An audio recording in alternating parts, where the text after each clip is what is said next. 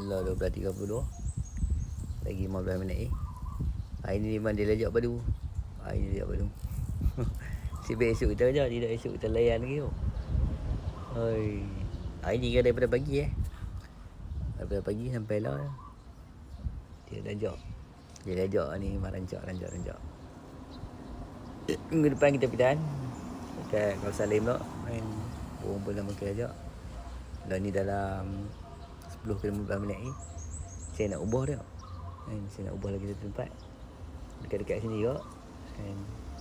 Nak tengok dia terus bunyi ataupun dia nak berhenti dulu Ustaz. Burung hutan pun duk main kat bawah, kita pun nak ubah Ustaz. Jadi kita pindah halaman ketiga dah dekat-dekat sini.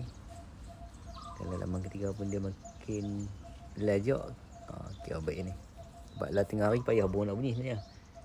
Tengah hari ni sebenarnya burung payah nak bunyi kan. Tengah hari pukul 1 lah tu. Tapi kalau dia boleh bunyi, kategori okey kan. Jadi ni anak som ni, burung som. Som kampung-kampung kan saya buat hari tu kan. Jadi abang saya Amin ada kan. Abang kita nak Amin balik.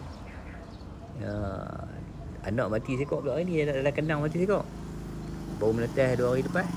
Saya terputih makanan kat dia, mati. Kan. Tidak ada rezeki lain dia.